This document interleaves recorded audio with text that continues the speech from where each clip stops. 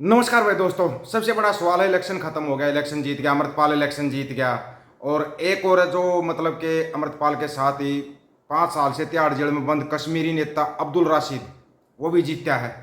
वो भी बड़े अच्छे अंतर से जीता है चुनाव। तो सवाल अब यहाँ पे बनता है, क्या ये लोग बाहर आएंगे? चुनाव जीत के बाहर आएंगे? आएंगे तो कब आएंगे?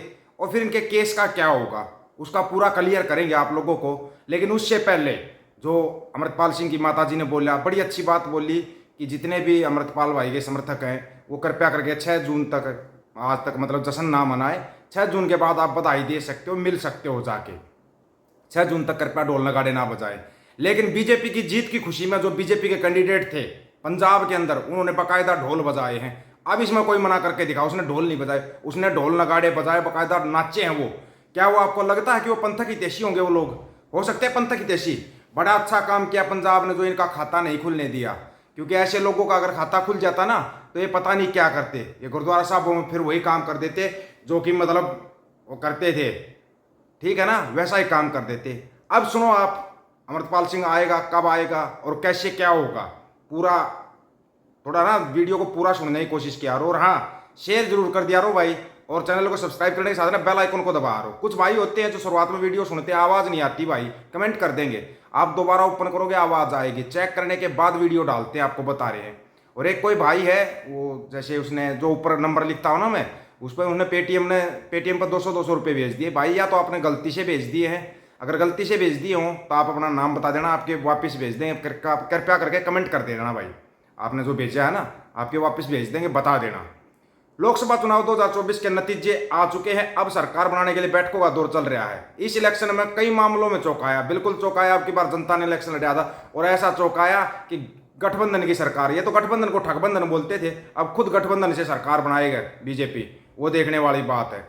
जिसमें जेल में बैठे उम्मीदवारों का चुनाव लड़ना और जीतना भी शामिल है। इसमें अमृतपाल सिंह के अलावा आतंकवादी गतिविधियों के चलते 5 सालों से तिहाड़ जेल में बंद कश्मीरी नेता अब्दुल राशिद ने भी जीत पाई है। अब एक अनोखी स्थिति बन गई जिसमें सवाल ही सवाल है, सवाल ही सवाल है। डिब्रूगढ़ जेल में बंद अमृतपाल सिंह खडूर साहिब से चुनाव जीता, जबकि शेख अब्दुल राशिद ने बारामूला लोकसभा सीट से निर्दलीय रहते हुए, दोनों निर्दलीय रहते हुए चुनाव जीता।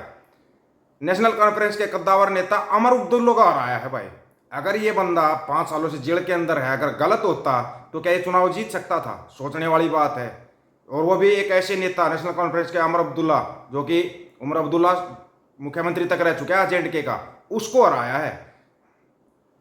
अलग अलग राज्यों से अलग अलग जेलों में बंद है। कानून को देखे तो अपराध काफी गंभीर है, लेकिन चूंकि संविधान जेल में बैठे लोगों को चुनाव लड़ने की अनुमति देता है तो वे जीत गए। अब सवाल आगे है कि यहाँ पे 3 सवाल हैं, जो 3 बातें जो उलझी हुई है। नंबर 1, क्या वो शपथ ले सकेंगे? सवाल बनता है यहाँ पे। कोई समझदार साथी तो जवाब दे देना, बाकी जवाब देंगे आपको, पूरा सुनोगे तब। क्या इसके लिए उन्हें जेल से छोड़ा जाएगा? यही सब सवाल सबके मन में चल रहे हैं।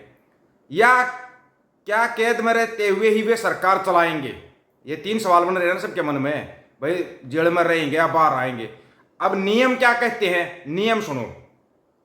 शुरुआत पहले सवाल से। रिप्रेजेंटेशन ऑफ पीपल एक्ट 1951 के अनुसार 18 साल की उम्र का सही दिमाग सेहत वाला कोई भी भारतीय चुनावी प्रोसेस का हिस्सा बन सकता है। जेल या लीगल कस्टडी में रहते हुए कैदी भी श्रेणी में आते हैं, जबकि आरोप साबित न हुए हों। इनके ऊपर कोई आरोप साबित नहीं हुए हैं, लेकिन एक को 5 साल हो गए जेल में, एक को दूसरा साल लग गया जेल के अंदर, कोई आरोप साबित नहीं हुआ है इनके ऊपर। इंजीनियर राशिद और अमृतपाल सिंह को इसलिए ही चुनाव लड़ने की छूट मिली। एसोसिएशन फॉर डेमोक्रेटिक रिफॉर्म्स के अनुसार सभी सांसदों और विधायकों में से लगभग 1/3 आपराधिक मामलों का सामना कर रहे हैं। क्या कहा था सर्वोच्च अदालत ने? सुप्रीम कोर्ट ने साल 2013 में कहा था कि सांसद और विधायक अगर अपराध के दोषी पाए जाएंगे तो उन्हें तुरंत अपना पद छोड़ना होगा। इस फैसले ने रिप्रेजेंटेशन ऑफ पीपल एक्ट की धारा 8(4) को एक तरह से रद्द कर दिया, जो दोषी सांसदों को अपनी सजा के खिलाफ अपील करने के लिए 3 महीने का समय देती थी। इसका मतलब यह कि अगर इंजीनियर राशिद या अमृतपाल सिंह को उनके आरोपों के लिए दोषी पाया गया तो वे तत्काल प्रभाव से लोकसभा में अपनी सीटें खो देंगे। इसकी सबसे बड़ी वजह है उनके जुर्म की गंभीरता। वो जुर्म देखा जाएगा, लेकिन अभी तक आरोप साबित ना, कोई सबूत पेश नहीं कर पाए, कोई सबूत पेश नहीं कर पाए।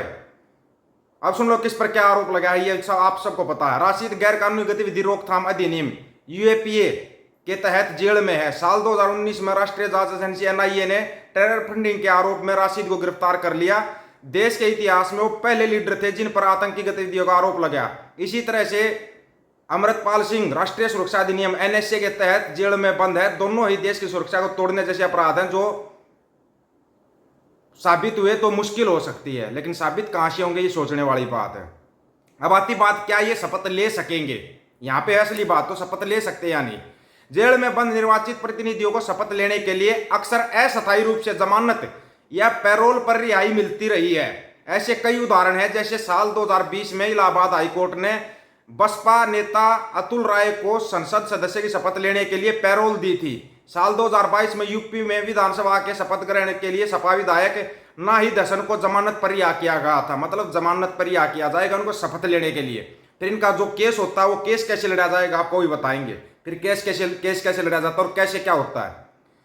पुरानी मिसालें देखें तो अमृतपाल और राशिद दोनों को ही अस्थायी रिलीज मिल सकती है ताकि वे लोकसभा सदस्य के तौर पर शपथ ले सकें। दोनों को अस्थायी रिहाई मिलेगी, मेरे को स्थायी नहीं होगी रिहाई, लेकिन अस्थायी रिहाई मिलेगी। वो 5 दिन की, 10 दिन की या 15 दिन की, कितने दिन की देते हैं वो मिलेगी। यहां पर खुशी की बात यह कि वो भाई बाहर आएगा, बाहर आने के बाद अपनी शपथ लेगा। तो क्या जेल से ड्यूटी कर सकते हैं नेता? सवाल तीसरा यही था ना।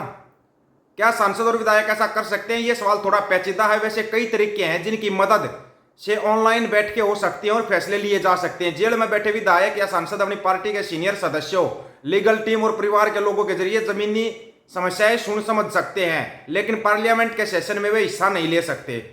इसके अलावा ये दिक्कत भी होगी कि वे जनता से सीधा संवाद नहीं कर सकते।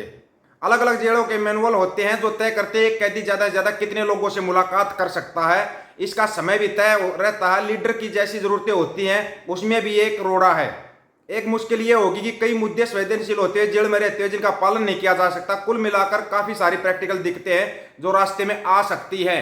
उसके बाद जो अमृतपाल सिंह और जो राशिद है, इनके केस को जैसे जीतते शपथ लेते हैं, केस को फास्ट ट्रैक के ऊपर डाल दिया जाएगा। जो इनकी सुनवाई में समय लगा जाता, कभी 3 महीने कभी 6 महीने, वो नहीं होगा। फास्ट ट्रैक के ऊपर इनका 1 महीने के अंदर फैसला करना पड़ेगा। अब यहाँ पे राज्य सरकार और सेंट्रल सरकार को सबूत देना पड़ेगा, जो कि भगवंत मान के पास एक भी सबूत नहीं है, क्योंकि 2 बार जालिया पेशी के ऊपर एक भी सबूत पेश नहीं कर पाया। इनके पास कोई सबूत नहीं है। ऐसे इन लोगों ने एनएसए लगाया हुआ, नाजायज एनएसए लगाकर उनको डिब्रूगढ़ की जेल के अंदर छोड़ा हुआ है, डिब्रूगढ़ की जेल के अंदर। तो अभी ये सांसद बन गए हैं अमृतपाल, ये शपथ लेने के लिए आएंगे, जमानत के ऊपर रिहा होंगे। उनके बाद इनका जो केस है वो फास्ट ट्रैक के ऊपर चला जाएगा ताकि जल्दी जल्दी सुनवाई हो सके और उसका फैसला हो सके। क्यों? क्योंकि एक जनता के चुने हुए प्रतिनिधि हैं, जनता के चुने हुए प्रतिनिधि है। कुछ साथी बोल देते वैसे तो मुख्यमंत्री भी जेल के अंदर है, लेकिन इनके केस को लंबा समय हो गया, फास्ट ट्रैक पाएगा और जल्दी सुनवाई होगी। इसका इनके ऊपर आरोप साबित नहीं हुए हैं, कोई आरोप साबित नहीं हुआ अभी तक इनके ऊपर, तो ये फास्ट ट्रैक पाएगा और जल्दी सुनवाई होगी। भगवंत मान साहब के पास शायद कम समय बचा है, वो सबूत इकट्ठा कर लेगा। जो बोल रहा था कि इसको कहां से फंडिंग आती है, पाकिस्तान से आती है, कहां से आती है, वो फंडिंग के सबूत इकट्ठे कर लेगा और पंजाब की जनता को बता देगा कि ये है इनके सबूत।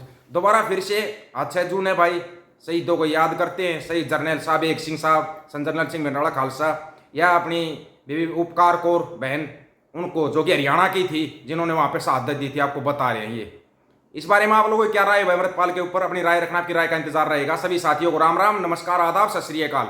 वीडियो को ज्यादा से ज्यादा शेयर, चैनल को सब्सक्राइब और बेल आइकन को जरूर दबाना दोस्तों। ऑफिशियल दीपक फौजी यूट्यूब चैनल, बात हक और सच की करेंगे, हक सच की बात हम करेंगे। वीडियो को शेयर करने की जिम्मेवारी आप लोगों की। गज के आखो, वाहेगुरु जी का खालसा, वाहेगुरु जी की फतेह।